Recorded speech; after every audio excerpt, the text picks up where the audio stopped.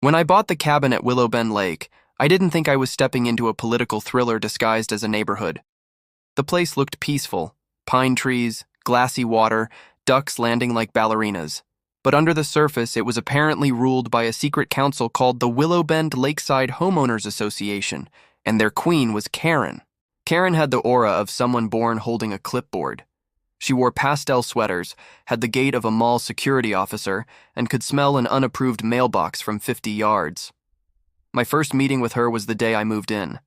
She marched right across my dock, holding a binder thicker than a phone book, and announced, "Sir, those deck chairs violate the community palette." I said, "They're brown." She flipped a page. "Approved shades are taupe, mist, or sand." "Brown is sand," I said. "Just sand that's seen things." That was the beginning of what she later called the file. For the next few weeks, I tried to play nice. I waved to people. I even went to an HOA meeting where they spent 40 minutes debating the proper direction of mailbox flags. When I offered to serve on a committee, Karen smiled in a way that suggested she preferred I served time. Still, I figured no big deal. I came here for peace and water. I wasn't going to let a pastel sweater ruin that. Then came the day of the dock dispute. It started on a Saturday morning. I was out on my dock, coffee in hand, when I saw a stranger fishing right off my ladder. He waved cheerfully. Karen said this dock's part of the community marina. Karen, I said slowly, also says brown chairs are contraband. That afternoon, I found a letter taped to my cabin door. It was printed on HOA stationery, bold at the top. Notice of violation. According to them, my dock encroached upon community water. My dock, the one that came with the property. I called the number on the letter. It went straight to voicemail. "Thank you for contacting the Willow Bend HOA. If this is about dock permits, press 3. I pressed 3. It disconnected. Fine. I decided to sort it out in person. When I arrived at the clubhouse, the receptionist gave me that practiced HOA smile, the one that says we're pretending this isn't ridiculous. She handed me a laminated form titled Dock Ownership Dispute. It required my birth date, parcel ID, and a drawing of my dock's footprint. I handed it back with a doodle of Karen's haircut and said, "Here's your footprint." By sunset, Karen herself was at my door with a tape measure and a man she introduced as our compliance officer, Greg. Greg had a fluorescent vest and the expression of someone who long ago lost his will to care. They measured the dock, took photos, and informed me it would need to be reviewed for community approval. I asked what that meant. Karen said, "It means don't use it." I said, "So you're telling me I can't step on my own dock?" She looked at her clipboard. "Until further notice, yes." I laughed. "Karen, I have seen people on reality shows lose their minds over smaller things." She didn't blink. "If you continue to access the dock, the association will take appropriate action." And with that, she left. I didn't know appropriate action meant calling 911. The next morning, I was pulling a kayak down to the water when 2 deputies walked up. They were polite but confused. One said, "We got a call about a trespasser." I pointed to my cabin. "You mean me?" Karen stood 20 feet away, arms crossed, narrating like a courtroom witness. "He was warned. That dock is under HOA investigation." The deputy turned to her. "Ma'am, is he the property owner?" Karen sniffed. "He's a property owner." I produced my deed from a waterproof folder. I'd anticipated something like this, and handed it to the officer. He scanned it, frowned, and said, "It shows the dock's included with the parcel." Karen's voice hit a new pitch. "That can't be right. The lake is common property." The deputy looked at her kindly. "Then I guess you'll need to take it up at your next meeting, ma'am." They left. She fumed. I went back to kayaking. I thought that was the end of it. But that night, as I sat on my porch watching the sunset, an email pinged my phone. Subject: Dock Permit Suspension Notice. Attached was a scanned copy of a form marked Temporary Hold, and at the bottom, in faint legal text, was something interesting. Subject to review by Lakeshore Holdings, LLC, Dock Licensing and Approval Division. I stared at that name for a long moment, because I recognized it. It was the small management company that handled dock permits for the entire lake, and the company I had recently bought into when I purchased a block of foreclosed parcels through my investment group. Karen didn't know it yet, but she had just called the cops on the guy who signed her boat docking permits. The next morning, I woke up to the sound of a hammer. Karen's voice floated over the water like a mosquito with a megaphone. "Greg, a little more to the left. We want it to face the cabin." I opened the blinds. They were nailing up a giant laminated notice, "Dock under investigation" sign on my fence. It was the size of a stop sign, complete with HOA logo and a phone number that, because of course, rang directly to Karen's voicemail. I stepped onto the porch in my bathrobe and coffee mug. "Karen, are we filming a documentary about bad decisions, or is this performance art?" She turned, clipboard already raised. "You are in violation of Section 12B, Cooperation with Compliance Efforts." "Section 12B, I repeated. "That's oddly specific for something you just made up in the car." Greg looked at me over his vest. "She didn't make it up," he mumbled. "We just haven't published that section yet." It took everything in me not to laugh. After they left, I walked down to the dock, looked at the sign flapping in the breeze, and decided to make a phone call to Lakeshore Holdings. "Morning, this is Tom at Lakeshore Holdings. How can I help?" "Hi, Tom," I said. "This is the owner of Parcel 47B. I think your system lists me as the regional signatory for dock permits." Pause. "Yes, sir, that's correct. We show your authorization for all Lake District renewals." "Good. Because the HOA just suspended my dock permit." Tom chuckled. "That's impossible, sir. Only Lakeshore can do that." "Excellent," I said. "Then let's unsuspend it, shall we?" Within an hour, I had a PDF in my inbox titled "Permit Reinstated, Executive Authorization." The next HOA email chain was a sight to behold. Dozens of replies, all variations of, "Wait, who is this guy?" and "How did he reinstate it himself?" By evening, I had an audience. Karen and her entourage arrived in golf carts like a parade of pastel police. "You can't override association authority," she snapped. "I didn't override it," I said, holding up my phone. "I approved it. Apparently, I'm one of the people who signs off on every dock in this community, including yours, Karen." The silence that followed was worth more than my mortgage. She blinked. "That's a conflict of interest." "It would be if I weren't so interested in watching you realize that you've been mailing your permit fees to me for 2 years. Greg snorted. Karen elbowed him. I tried to end it there. I honestly did. But the next day, the HOA sent out a newsletter, subject line, "Unauthorized dock activity." It included a blurry zoom of me sitting on my deck chair. Caption, "Resident seen violating pending review order." So, I did what any rational person with a sense of humor and a legal edge would do. I printed my own sign. Big, wooden, official-looking, with gold lettering that read, "Dock fully approved by Lakeshore Holdings, authorized by property owner, me." Then I added a smaller line underneath, "Questions? Call Karen."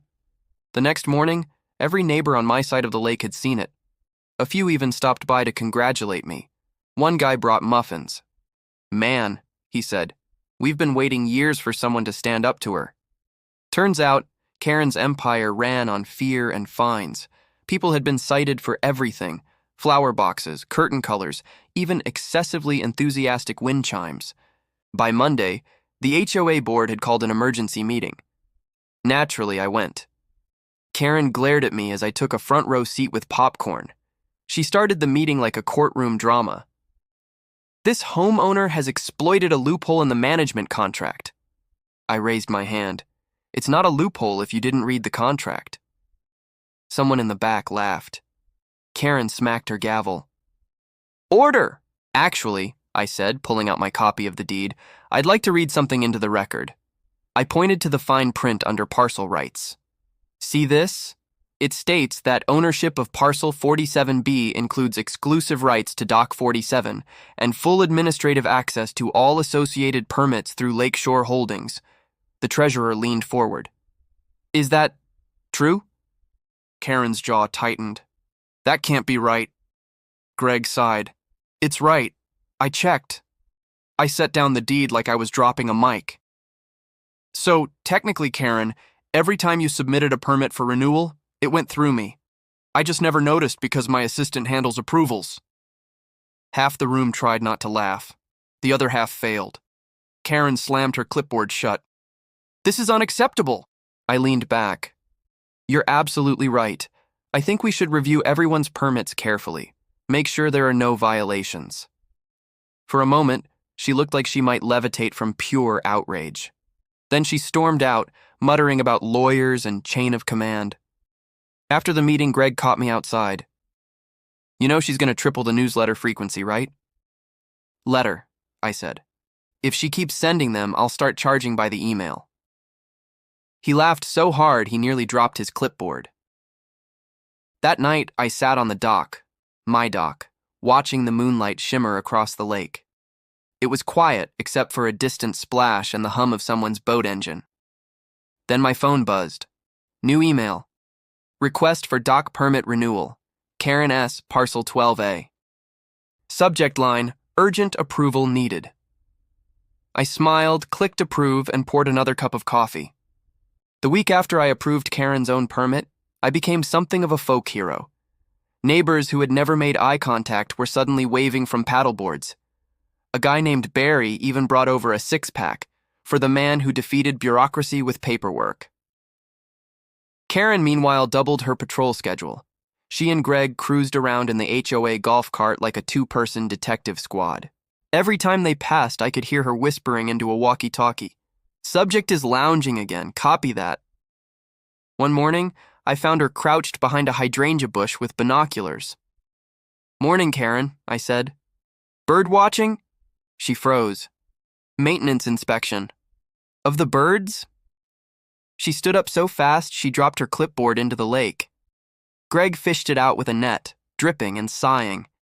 That afternoon, a new rule appeared in the HOA bulletin. Recreational equipment must not exceed 6 feet in length when stored outdoors. My kayak is 10 feet, so naturally, I built a rack and labeled it Outdoor Sculpture, Art Installation Number 1. By Tuesday, I had a notice saying I'd need to submit an art display application. I responded with a framed photo of the kayak and a note. Application approved by Lakeshore Holdings. Excellent symmetry. The neighborhood loved it. Someone hung fairy lights around their shed and called it Architectural Lighting Exhibit. A couple down the shore painted their mailbox gold and claimed it was heritage preservation. Willow Bend had turned into an accidental art festival. Karen's emails grew longer and more desperate. She started quoting sections of the bylaws like scripture. Section 14C forbids unapproved gatherings, she wrote after a group of us roasted marshmallows by the lake. I replied, it was a spontaneous symposium on combustion physics. Then came the day she tried to stage a coup at Lakeshore Holdings. I got an email from Tom, my contact there, saying a concerned resident had phoned the office demanding they revoke my authorization. She called 3 times, Tom said. We finally told her the only person who can do that is you. At that point, I realized Karen wasn't just stubborn, she was unstoppable. If she couldn't win by rules, she'd invent new ones. So I decided to give her a promotion. That Friday, I sent her an official-looking letterhead. Congratulations! You've been nominated for the Community Cooperation Committee, overseen by Lakeshore Holdings. It sounded real enough that she accepted immediately. I even printed a certificate. Her first task? Review all existing dock permits for efficiency. Translation. Read 50 pages of forms that ultimately ended with my signature. For 3 days, she was uncharacteristically quiet. Then I heard the sound of her golf cart screeching up my driveway. She hopped out, waving a stack of papers. These forms are a mess, she announced. Good news, I said. As committee head, you can organize them however you want. She hesitated, torn between victory and exhaustion. I suppose that's productive. From then on, every time she wanted to scold someone, she had to file a committee review request, with me in CC. Her messages became hilariously formal. Dear Board, pursuant to Article 9F, I am requesting permission to investigate a suspected ornamental flamingo on Parcel 9C. I'd reply, approved. Please attach photo evidence of said flamingo. Somehow we had created paperwork recursion. Meanwhile, summer was rolling in. The lake was busier, boats everywhere, kids fishing, music drifting from porches. For the first time since I moved in, Willow Bend felt relaxed. People were laughing. No one was afraid of fines. Even Greg smiled more. Then, one afternoon, I noticed something odd. A construction barge near the opposite shore. New pilings, fresh lumber. A sign, future site, community marina expansion. I called Tom. Hey, what's that project across the lake? He checked. That's the HOA's new shared dock. They filed for a permit last year. Looks like it just came up for renewal. I opened my email. Sure enough, there it was. Permit renewal pending, HOA Marina project. At the bottom, requires signature of regional dock administrator. That would be me. I laughed so hard I spilled coffee on my keyboard. By the next morning, my phone was buzzing like a beehive. The HOA board had realized their marina project couldn't move an inch without my digital signature. There were texts, emails, even a handwritten note on letterhead slipped under my door. Please expedite approval for the good of the community. For a day or two, I let it sit. Not to be cruel, mostly because I wanted to read every line of that application. The community marina wasn't really for the community. It was Karen's personal dream. She planned a private slip for her pontoon and an engraved plaque reading, "Dedicated to HOA Leadership Excellence." So I did what any responsible regional dock administrator would do. Scheduled an inspection. When I arrived at the construction site in my old fishing hat and clipboard, Greg almost fainted. You're inspecting us now. Just a friendly check, I said. Paperwork looks good, but we've got to verify compliance. Karen appeared from behind a pile of lumber, voice trembling between disbelief and fury. You have no authority here! Karen, I said, smiling, I have exactly as much authority as your marina permit says I do. Greg whispered, He's right. It's in Section 3. She gave him a death glare that could curdle milk. I walked the length of the half-built dock, jotting notes that meant absolutely nothing. Dock spacing ratio, interesting. Pile cap symmetry, questionable. Then I snapped a few photos like a wildlife photographer who found a rare species of over-budget committee project. When I finished, I told them cheerfully, preliminary results pending review. I'll send an update soon. Soon? Karen echoed. How soon? Depends on how busy my office is, I said, and left whistling. That evening, I drafted my official response. Inspection report. Community marina expansion findings. Excellent enthusiasm. Questionable adherence to paperwork accuracy. Status. Approved, provided all previous outstanding violations are cleared. It was the perfect bureaucratic paradox.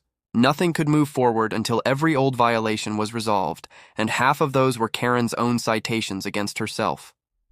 2 days later, Greg appeared at my cabin with a peace offering, a plate of cookies and a folder. She told me to deliver the paperwork. Also, she might be considering early retirement. I accepted both graciously. By the following weekend, the mood around Willow Bend had shifted completely. The HOA newsletter now opened with cheerful community updates instead of reprimands. Someone even changed the masthead font from Stern Times New Roman to something bubbly called Pacifico. The lake was alive again. Canoes drifting, kids laughing, music from the porch of the clubhouse. Karen still patrolled occasionally, but now she carried a gardening trowel instead of a clipboard. Beautification project, she muttered when I waved. Progress. Then came the moment that turned our little détente into legend. The county invited Lakeshore Holdings to a shoreline management ceremony, ribbon cutting for the newly regularized properties. Tom couldn't make it, so he sent me as regional signatory. When I arrived, half the HOA board was there in matching polos. Karen, in full formal khaki, froze when she saw me at the podium. The moderator handed me the microphone. Ladies and gentlemen, Today we recognize the stewards of Willow Bend Lake for maintaining responsible dock practices. Please welcome our regional dock administrator. I stepped forward. Cameras flashed. Karen's mouth fell open like a dropped tackle box. "Thank you," I said, trying not to grin. "It's been an honor working with the residents here. Some of you have shown exceptional enthusiasm for regulations." A ripple of laughter moved through the crowd. Even Greg cracked up. "As of today," I continued, "all compliant docks, including the community marina, are officially approved." Applause erupted. Karen clapped too, because what else could she do? After the ceremony, she approached me quietly. "You know, this place does look nicer lately," she said. "Maybe we got off on the wrong foot." "Maybe," I said. "Next time you call 911 on a neighbor, try knocking first." She actually smiled. "Noted." That night, the lake looked like liquid gold in the sunset. My dock lights shimmered. My ridiculous art installation #1 kayak glowed beneath fairy lights, and somewhere across the water someone strummed a guitar. I leaned back in my chair, feet propped on the railing, and opened my inbox one last time. New message. Subject: Annual dock renewal. All parcels from Lakeshore Holdings, LLC. To me. A single line at the bottom read, "Administrator authorization required for 2026 permits." I clicked Approve All, set the laptop aside, and watched the reflections ripple outward. Calm, endless, mine.